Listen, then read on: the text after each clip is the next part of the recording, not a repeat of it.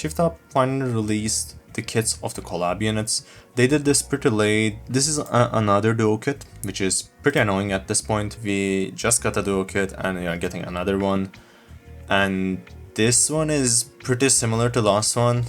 They are really dependent. And Asuka is supposed to be the DPS here, but I have concerns for her because most of her damage comes from additional damage and there's not really core hits here, which either she's going to be really good for non-core bosses or she's going to be really bad because her multipliers are not that impressive. So I'm not going to go fully detailed because this needs a lot of testing. I will just simplify some stuff and talk about the important bits here.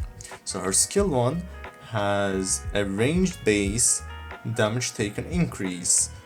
This specifically applies if the target is in the range. In the Rei's kit side, she increases the range of this ability since machine guns are medium range, not long range, so that makes this debuff 100% accurate and is going to happen all the time. This damage taken increases 24% for 30 seconds. Again, I have a concern for this in the burst side, because in her burst, there's a wording in the burst says anti-AT field status is removed after the effect is triggered. So if that is going to remove this, that's bad. That's really bad, because the first glance I was like, oh, that's a 24% damage taken increase for a long time, and this is basically going to activate quite fast, right? Maybe not, because even though Asuka again stacks up attack damage, attack, and again another attack damage, this might not be enough. She reduces her damage multiplier to 3.28 as well from 5.47, and again when her burst ends, she deals additional damage that is not high, because from my understanding from her skill 1, the additional effect of anti-AT field debuff is stacked to 30, while Rei at the same time increases the stack count by 10 every 18 attacks. If this is going to cap at 30 as it says, which is what it says, this is not that high. This is really good for the burst duration, do not get me wrong, but after the burst, if this is not going to happen, if you are not going to have if you are not going to have a damage taken increase, this is really weird. Her damage multipliers don't seem impressive again, that she has a bunch of additionals, but they don't really seem enough because, well, let's go with her skill 1's additional damage. That is a 1.5 additional damage per shot, okay? And it's not high. It is pretty small. It is, if I'm not remembering wrong, it is half of Modernia's, because Modernia should be 3.38 or something like that. So this kit doesn't look that good, but I want to test it first.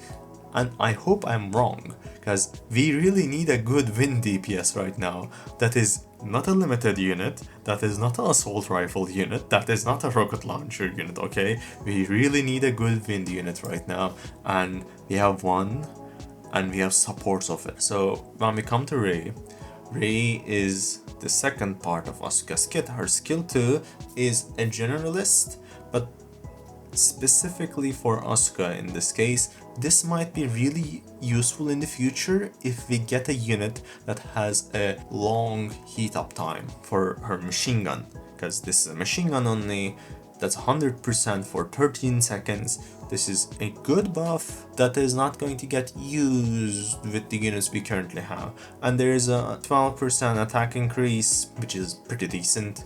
I'm not going to turn down an attack buff. Her skill 1 is additional damage and also stack count increase for anti-AT field. There's a second additional when she is bursting, and finally she buffs Asuka's debuff, range, and there is an additional effect 1 for 9 seconds. This is weird, we need to see it in action. So I'm imagining this is going to increase Asuka's skill 1's description. It says it affects 2 units, so I guess this is going to affect 3 units, and that's it. I don't know how effective this is going to be, since you guys are not created for campaign clearly. So this is a really weird choice, but they're collab units, they are filled with fluff. They sometimes don't have any meaning, so this is normal, I guess. I guess they had to fill it, basically. And there is an attack increase, again, for Asuka, specifically, since it's an annihilation state thing. Her burst is... she has to burst, because I think we have to use these units with another duo, specifically pirate-made ones, because they're going to give a good chunk of attack to these guys. And these guys have a lot of attack damage and a bit of attack. So we cannot really pair these with crown and helm. We can't really pair these with bunnies, I guess. I will try, but like I'm not really hopeful about it. Tianaga seems like out as well, since Asuka doesn't really deal basic attack damage, she deals additional damage, it seems like. But I wanna be wrong here, because if that is how it is going to be, they don't really look that good. They have a lot of bonuses, but they have nothing else, which is really concerning. But I think the real star of the show is the SR Sakura. She has a damage taken increase debuff for 5 seconds, that is 17%. This is huge, this is more than Winter Ludmilla's. My only concern here would be if the submachine gun's fire rate is enough or not, because either this is going to happen every 4 seconds, so this is a near 100% uptime when you cut down the reloads, but I don't remember it being that fast, but this is better than nothing. If we get a similar kit in a SSR, this can be really good. I guess this is what it means, sort of like we are releasing this as free, but we will introduce a premium version in a few months.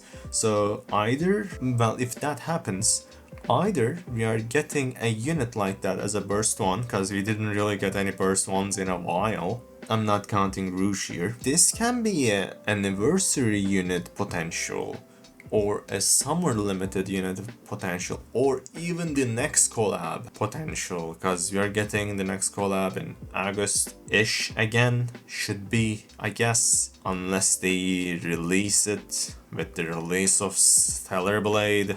That would be really bad. Well, that's all for the kits. They have potential. I'm not really hopeful, but I'm not going to bash them to death the moment that they release. I will give them time, I will test with everything that I can.